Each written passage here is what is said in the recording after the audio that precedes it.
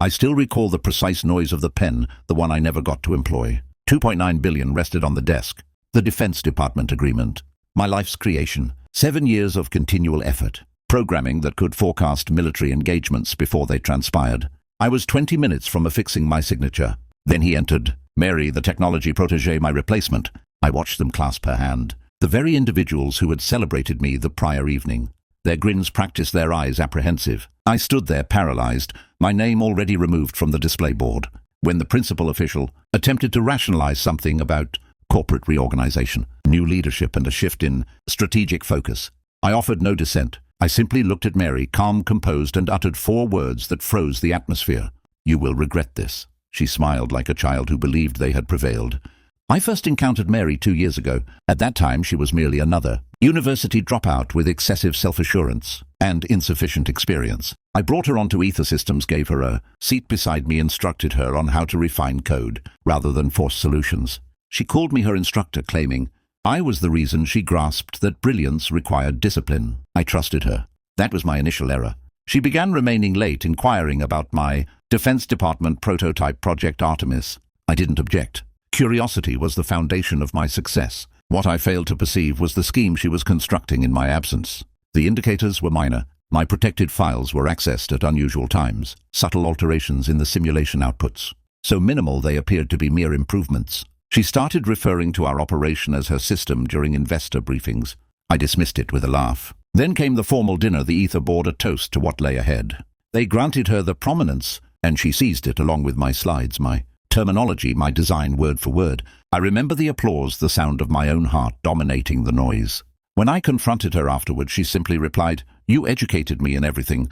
Perhaps that was your miscalculation." She was right. The day preceding the Defense Department signing, I discovered the final element of forwarded electronic message, unintentionally sent to me. It contained my encryption signature, linked to her name, my prototype registered under her patent. That evening I didn't rest.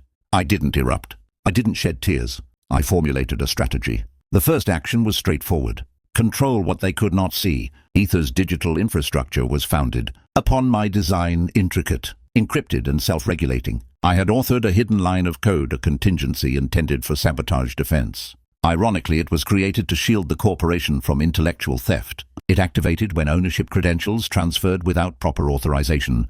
When Mary filed the transfer, the following morning the system silently replicated itself into a concealed network. My network. The Defense Department prototype was gone, at least from their servers. The second action was information. I transmitted an anonymous alert to the Defense Department's Cyber Investigation Unit. One line. You are about to finance a compromised platform. No name, no signature, just coordinates to the digital traces Mary had left behind, the ones I had helped her unknowingly create. The third action was private. I abandoned my identification, card my files, my flat vanished before they could accuse me of retaliation. The press circulated their narrative. Lead engineer abandons operation before monumental agreement. Let them. Silence is the ultimate disguise for retribution.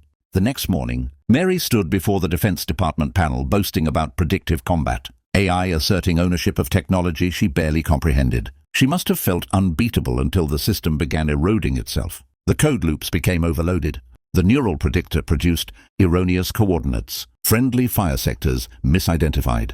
Hazards, a simulation catastrophe. Every entry she made was absorbed into the self-learning malfunction I had constructed months ago. She could not repair it because she lacked the knowledge of where to search. I monitored the unfolding from a protected terminal overseas. Line by line, Ether consumed itself in real time. That is when the investigating colonel forcefully opened the file in the Defense Department briefing area and demanded, "How could you be so foolish? Where is she?" He meant me, the absent architect, the spectre in the system. I was not in hiding. I was observing. By the time they located the breach, Ether's valuation had decreased by 83%. Investors fled.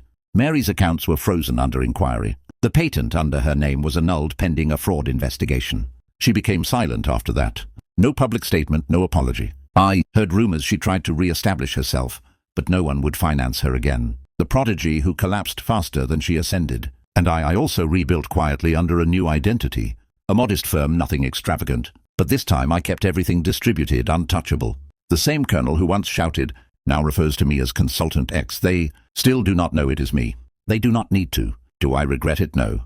I regret confiding in someone who viewed loyalty as a weakness. Mary instructed me in something I never learned in any laboratory or boardroom. Brilliance without integrity is a weapon awaiting its target. She simply aimed it at the wrong individual. I consider her expression sometimes the way she must have looked when the system commenced its destruction, her own code rebelling against her.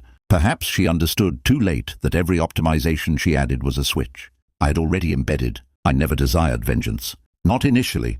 I sought fairness, equilibrium. But in the realm of technology and influence, those two concepts are often indistinguishable. The world labeled it a cyber incident.